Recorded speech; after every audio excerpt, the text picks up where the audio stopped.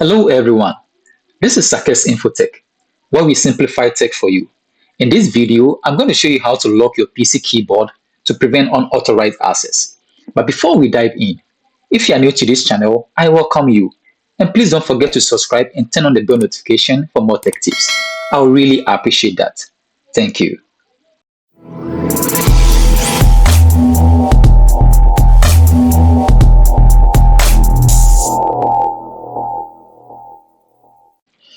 So to prevent unauthorized access to your keyboard and mouse, we are going to use an application called Light Locker.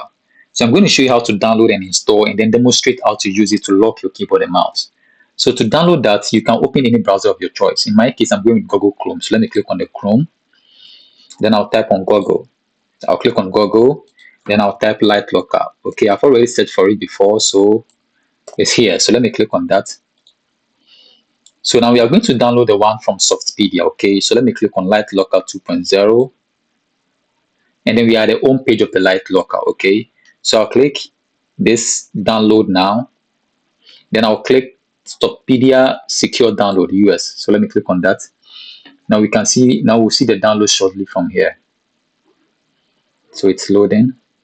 So you see it's downloading. It's actually a small file. Okay, so it's finished downloading. So I'll click on the folder.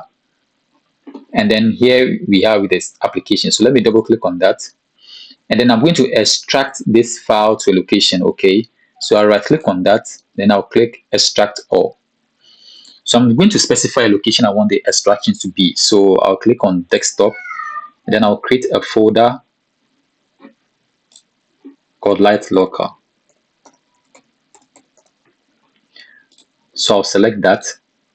Then I'll extract to that folder. So now this is the extracted file. So we are going to use this Light Locker here to lock our keyboard and mouse. Okay, so to do that, you double click on that.